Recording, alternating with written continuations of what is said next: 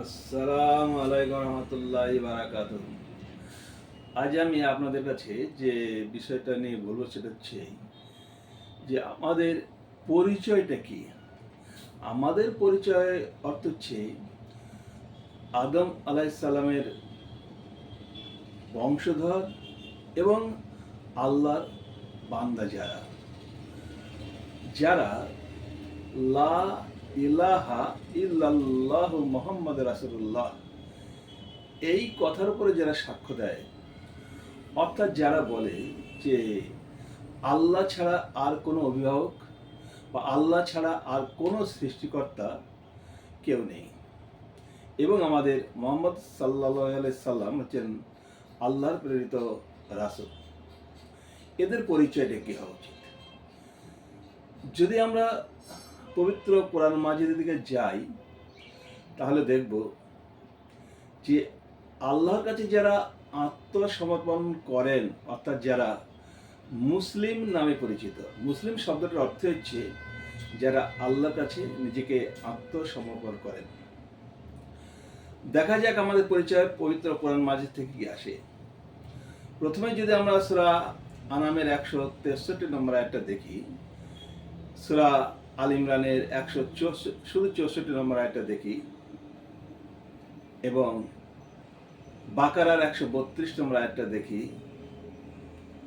ইউসুফের 101 নম্বর আয়াতটা যে দেখি এবং হিজরের 2 নম্বর আয়াত, এর সঙ্গে যদি আমরা ইউনুসের 19 এবং 84 নম্বর আয়াতটা দেখি, পরিষ্কার বোঝা যাবে যে আমাদের পরিচয় হচ্ছে মুসলিম, এর বাইরে আর কোনো পরিচয় নাই। তবে আরেকটা পরিচয় আমরা দিতে পারি, সেটা হচ্ছে যে আমরা আল্লাহর বান্দা এবং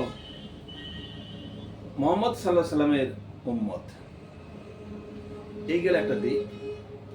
দ্বিতীয় আরেকটা দিক হচ্ছে পৃথিবীর সমস্ত দেশেই তার একটা সংবিধান থাকে, যে সংবিধানের মাধ্যমে সে দেশের শান্তি শৃঙ্খলা এবং মানুষের নিরাপত্তা প্রদান করা হয়। একইভাবে এই মানব জাতি তারা পৃথিবীতে কিভাবে তাদের শান্তি শৃঙ্খলা এবং নিরাপত্তা বজায় রাখবে এবং পরকালে আল্লাহর নৈকট্য লাভ করবে, তার জন্য একটা জীবন ব্যবস্থার প্রয়োজন। এই জীবন ব্যবস্থাটার নামই হচ্ছে ইসলাম, যেটা পবিত্র কোরআন মাজিদে সূরা মাইদার 3 নম্বর আয়াত এবং সূরা আল ইমরানের 19 নম্বর আয়াতে আছে। এটা হচ্ছে আমাদের একটা চলার পথ, যার নাম জীবন ব্যবস্থা, অর্থাৎ একটা মানুষের পূর্ণাঙ্গ জীবন ব্যবস্থার নামই হচ্ছে ইসলাম।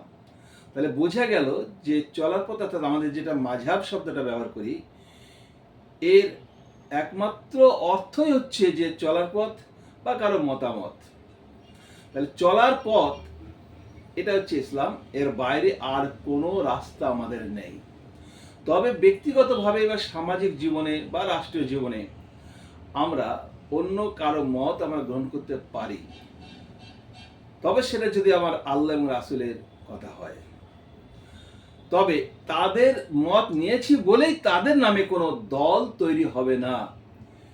যে দলগুলো আমাদের তৈরি হয়েছে, যেমন হানাফি, শাফি, মালিকি, হাম্বলি এবং প্রচলিত আল হাদিস নামক যে দল, এই দলগুলার কোনো বৈধতা ইসলামে নেই। এগুলা মানব রচিত বিধান।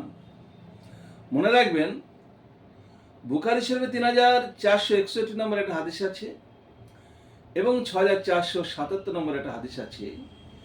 এইগুলাতে বলা হচ্ছে যে আমাদের কথা যদি আল্লাহ এবং রাসূলের সঙ্গে না মেলে, অর্থাৎ ইসলামের পরিপন্থী যদি হয়ে যায়, তাহলে আমরা আমাদের ঠিকানা কিন্তু জাহান্নাম করে নেব। এখান থেকে আমাদের খুব সতর্ক থাকতে হবে যে ইসলামে আমাদের যে পরিচয় আছে একমাত্র মুসলিম এবং আমাদের মাযহাব একমাত্র ইসলাম, এর বাইরে আর কোনো পরিচয় নাই। শুধুমাত্র আর একটা নাম আমরা বলতে পারি, সেটা হচ্ছে আমরা আল্লাহর বান্দা এবং নবীর, অর্থাৎ শেষ বা সর্বশ্রেষ্ঠ নবীর উম্মত। এই হচ্ছে আমাদের পরিচয়।